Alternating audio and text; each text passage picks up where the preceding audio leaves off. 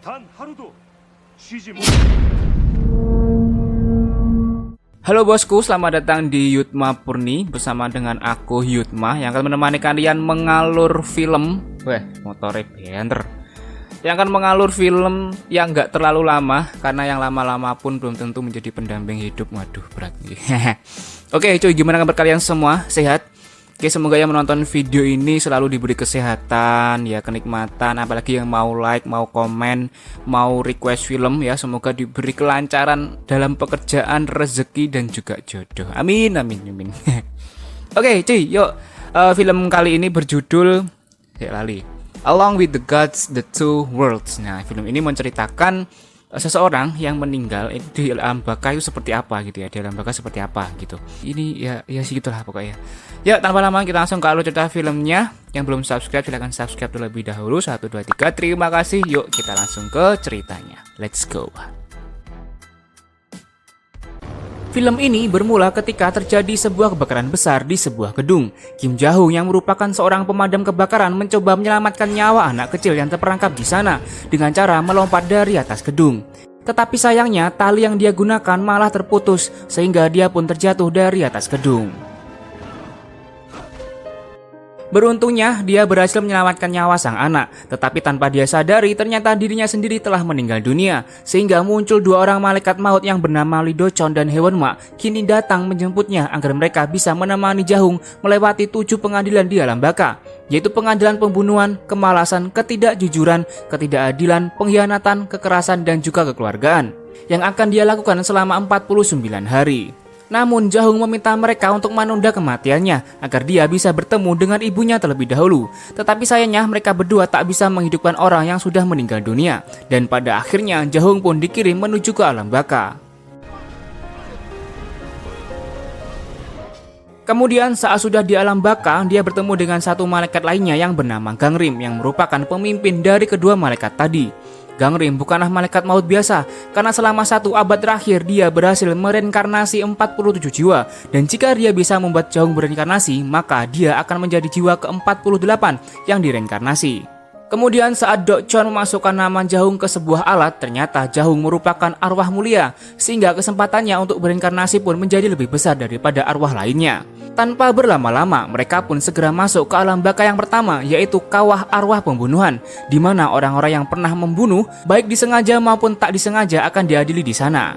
Ja-hoon merasa tak pernah membunuh orang sama sekali semasa hidup. Namun sayangnya saat berada di pengadilan, ternyata Ja-hoon dulunya pernah meninggalkan salah satu rekannya yang terjebak di reruntuhan, sehingga dia pun dituntut atas pembunuhan secara tidak langsung. 동시에 화탕형.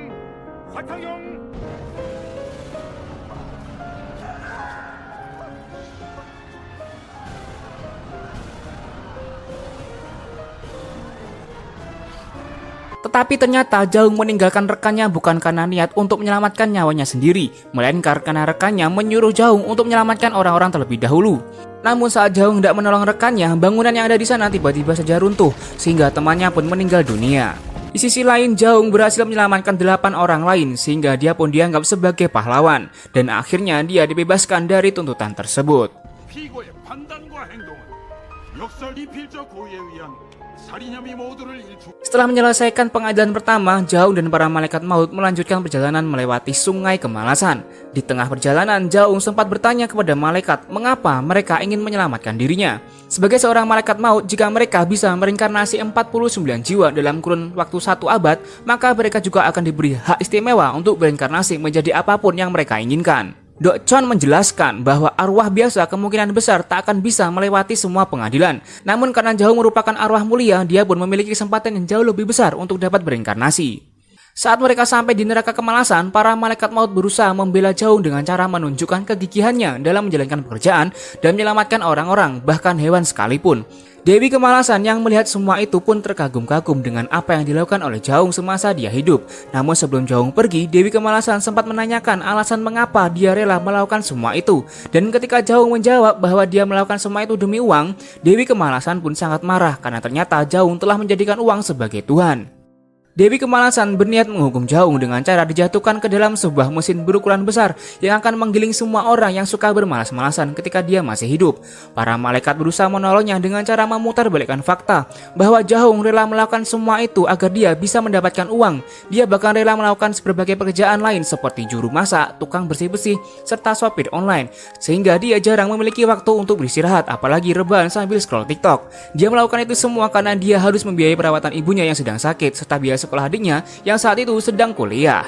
Melihat hal itu, Dewi Kemalasan akhirnya memaafkan Jaung karena dia rela mencari uang demi menghidupi keluarganya yang selama ini hidup dalam kemiskinan. Singkat cerita, saat mereka bertiga di hutan pisau tempat dewa kebohongan, Jaung sempat terperangkap oleh akar pisau. Gangrim berhasil membebaskannya dari pisau itu dan dia menyuruh Jaung untuk mengikuti kata-kata Gangrim karena jika dia berhasil bereinkarnasi, maka dia akan memiliki kesempatan untuk bertemu ibunya melalui mimpi. Kemudian karena Jaung merupakan arwah mulia, dia mendapatkan sebuah hak istimewa, yaitu menaiki perahu berkecepatan super agar mereka bisa melewati hutan pisau dengan sangat cepat. Tanpa berlama-lama, Jaung pun langsung menuruti perkataan Gangrim dan menaiki perahu tersebut. Namun saat di pertengahan jalan, mereka semua dikejar oleh hantu neraka. Para hantu neraka itu sedang mengejar Jaung karena salah satu anggota keluarganya telah meninggal dunia dengan menyimpan dendam kepada orang lain. Gangrim dan Hwanma berusaha melawan para hantu neraka itu dengan menggunakan senjata mereka.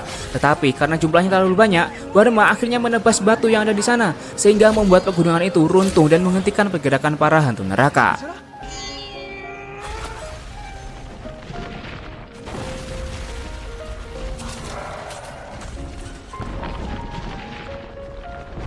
Setelah kejadian itu, Gangrim terpaksa pergi ke dunia manusia untuk mencari tahu siapa anggota keluarga Jaung yang telah meninggal dunia. Sementara Jaung dan yang lainnya melanjutkan perjalanan menuju ke tempat dewa kebohongan. Tak butuh waktu lama ketika Gangrim berada di rumah Jaung, dia menemukan hantu gentayangan di rumah Jaung. Dia pun segera mengejarnya, sehingga terjadilah aksi kejar-kejaran yang sangat epik antara Gangrim dengan si hantu.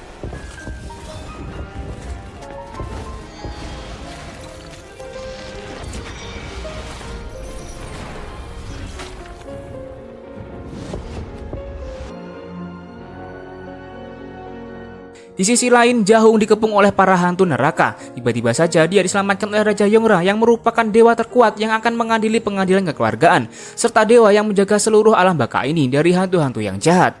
Tapi karena para hantu itu terus mengganggunya, dia pun menyuruh Dokchon untuk menghubungi Gangrim agar segera membersihkan penyebab kedatangan para hantu neraka tersebut.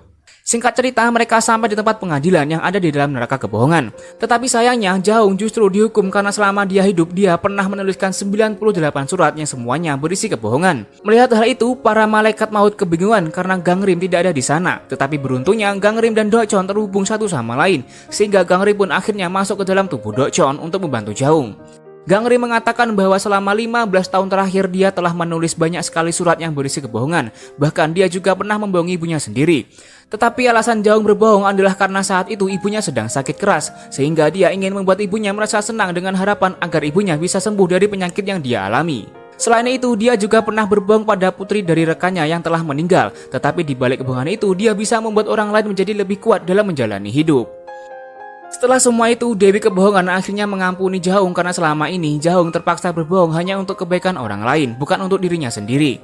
Di sisi lain, Gangrim yang saat ini sedang mencari hantu gentayangan akhirnya mengetahui bahwa ternyata anggota keluarga Jaung yang meninggal bukanlah ibunya, melainkan adiknya yang bernama Sohong. Sohong meninggal karena tak sengaja tertembak oleh salah satu temannya yang ceroboh yang bernama Dongyeon saat mereka sedang mengikuti wajib militer. Awalnya dia masih bisa bergerak dan masih bisa tertolong jika mereka memanggil bantuan dari tim medis. Tetapi sayangnya Letnan Park yang menangani hal itu justru menyuruh Dongyeon untuk menguburkan Sohong di hutan. Mengetahui hal itu, Gangrim tak ingin Jaung kehilangan semangatnya saat dia mengetahui bahwa adiknya telah meninggal dunia. Sehingga Gangrim pun terpaksa berbohong dengan cara mengatakan bahwa bukan anggota keluarganya yang telah meninggal dunia. Lalu mereka bertiga sampai di lembah es yang terletak di neraka ketidakadilan. Tempat ini merupakan tempat untuk menghukum orang-orang yang tidak adil semasa hidup. Namun saat sedang berjalan, tiba-tiba saja terjadi longsor salju yang sangat dahsyat sehingga mereka pun segera lari dari tempat itu.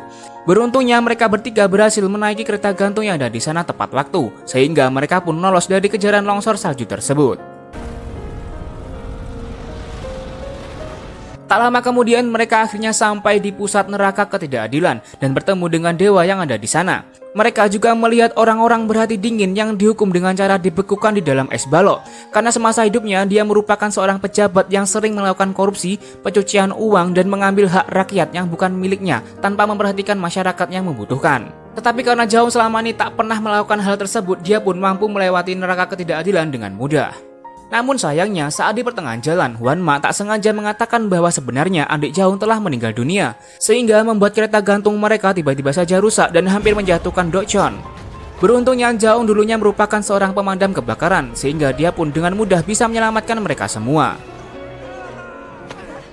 Sementara itu, saat Gang Rim hendak memberitahukan lokasi mayat Sohong kepada ibunya, tiba-tiba Huan Ma datang dan menyuruh Gang Rim untuk segera membakar mayat Sohong karena hantu penendam itu telah membuat mereka kesulitan dalam mengantarkan Jaung. Huan Ma mengatakan bahwa arwah gentayangan Sohong harus segera dihilangkan dan tubuhnya harus segera dibakar karena mereka tak cocok untuk diadili di alam baka. Namun Gang Rim justru menolaknya. Dia berniat untuk menangkap arwah Sohong meski harus melanggar hukum yang ada di alam baka. Tanpa berlama-lama, setelah Gang Rim menemukan arwah Sohong, dia pun segera mengejarnya dan pada akhirnya dia berhasil menangkap arwah Sohong dengan menggunakan pedang yang bisa berubah menjadi cambuk api.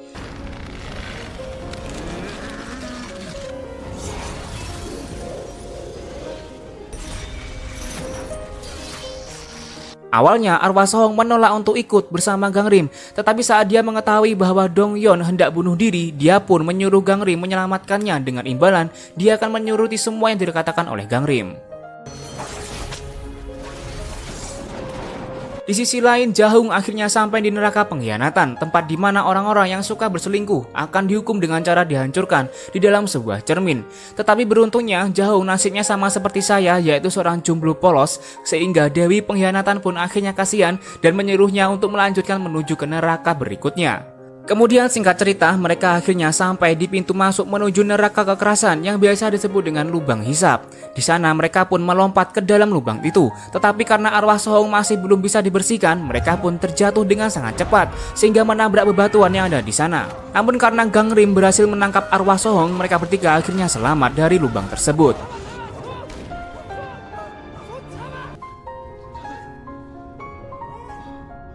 Di pengadilan kekerasan, Jaung dituntut karena ternyata saat dia masih SMA, dia pernah memukuli adiknya sendiri yang sedang mengalami gizi buruk. Bahkan setelah pertengkaran itu, dia justru kabur dari rumah dan tak pernah kembali selama 15 tahun. Hingga pada akhirnya dia meninggal dunia tanpa pernah meminta maaf kepada adiknya dan juga ibunya. Dewa kekerasan yang mendengar hal itu pun akhirnya memutuskan bahwa Jaung telah bersalah dan dia harus dihukum di dalam neraka. Lalu saat Huan Ma menghubungi Gang Rim, dia meminta Dokchon untuk melakukan pengadilan gabungan dengan konsekuensi jika Jaung memang bersalah maka dia akan menerima hukuman ganda.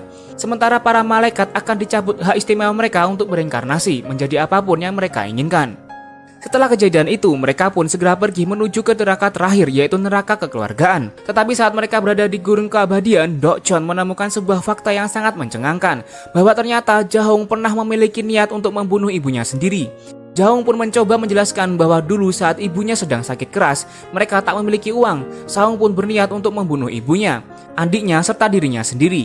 Tetapi karena Sohong saat itu menyuruhnya berhenti, Jaung pun akhirnya mengurungkan niatnya dan berbalik memukuli adiknya untuk melampiaskan segala kekesalannya. Kejadian itu pun membuat Jaung merasa bersalah, sehingga dia pun memutuskan untuk pergi dari rumah agar dia bisa bekerja dan mencari uang sebanyak-banyaknya. Selama 15 tahun, Jaung takut untuk menemui keluarganya, sehingga dia hanya bisa mengirimkan surat saat dia sedang merindukan adik dan juga ibunya. Tak lama setelah itu, tiba-tiba saja pasukan dari pasir datang dan mencoba menyerang mereka bertiga, sehingga Huan Ma pun mencoba melawan semua pasukan pasir itu. Ternyata di dalam dunia nyata, Gang Rim dan Sohong tak sengaja melihat ibu Sohong yang didorong oleh Letman Park saat ibunya sedang meminta pertanggungjawaban dari para tentara. Hal itu membuat perasaan dendam Sohong semakin kuat, bahkan Gang Rim pun tak mampu menandingi kekuatan Sohong dengan tornado yang dia ciptakan.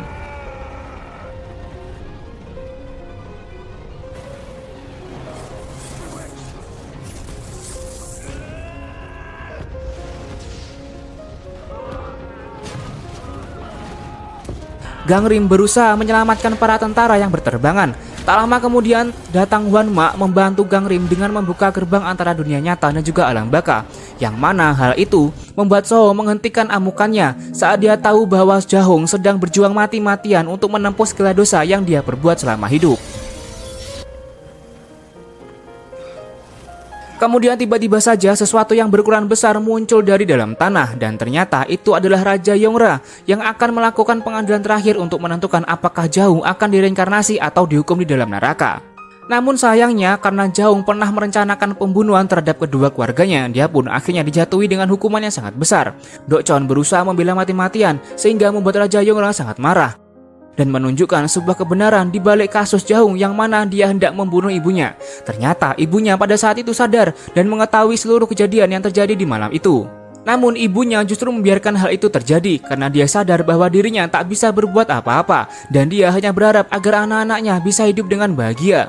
Tetapi saat ibunya tahu bahwa Jahong pergi dari rumah, dia pun mengubur ingatannya pada malam itu jauh di dalam hatinya, sambil berharap agar Jahong kembali pulang ke rumah, karena kasih sayangnya kepada kedua anaknya itu jauh lebih besar daripada dirinya sendiri. Setelah mendengar kenyataan itu, Jahong pun menangis sambil meminta kepada Raja Yongra. Dia akan menerima hukuman apapun, asalkan dia bisa menemui ibunya sekali lagi untuk terakhir kalinya. Jahong ingin meminta maaf yang sebesar-besarnya kepada ibunya, tetapi Raja Yongra tak bisa mengabulkan hal itu. Dan dia juga memarahi Jahong karena selama 15 tahun ini Jahong tak berani meminta maaf kepada ibunya saat dia masih hidup. Namun saat Jahong akan dihukum, tiba-tiba saja terdengar suara ibunya, karena ternyata saat ini Gangrim, Hwanma, dan juga Sohong sedang mengunjungi mimpi sang ibu dengan menggunakan kekuatan Gangrim. Di dalam mimpi itu, Sohong akhirnya mengatakan semua kebenaran tentang Jahong yang selama ini tak bisa pulang karena dia merasa bersalah kepada mereka berdua. Meski begitu, dia selalu mengirimkan uang sehingga mereka bisa hidup dengan layak. Sohong pun meminta maaf kepada ibunya, tetapi ibu justru mengatakan jika mereka berdua tak bersalah karena selama ini dirinya tak bisa melakukan apa-apa untuk membahagiakan kedua anaknya yang sangat dia cintai. Setelah kejadian itu, Raja Yongra tiba-tiba menghentikan pengadilan tersebut karena sebuah kesalahan yang telah dimaafkan di dunia nyata tak bisa diadili di alam baka. Dia pun memerintahkan Jahong untuk segera direinkarnasi. Jahong pun langsung berterima kasih kepada semua malaikat yang ada di sana karena mereka telah membebaskan Jahong dari rasa bersalah yang telah menghantuinya selama ini. Di sisi lain, Gangrim mengajak Sohong untuk masuk ke dalam alam baka karena Sohong akan menjadi arwah ke-49 yang akan direinkarnasi. Tetapi sebelum itu dia sempat mengantarkan sebuah paket milik Jahong yang di dalamnya berisi rice cooker serta surat permintaan maaf kepada ibunya yang telah ditulis oleh Jahong sebelum dia meninggal dunia. Kemudian dia langsung pergi menuju pengadilan Raja Yongra karena arwah Sohong mendapatkan kupon arwah mulia. Namun saat di gurun keabadian, banyak prajurit pasir yang mencegat mereka sehingga mereka pun terpaksa melawan prajurit tersebut dan film pun berakhir.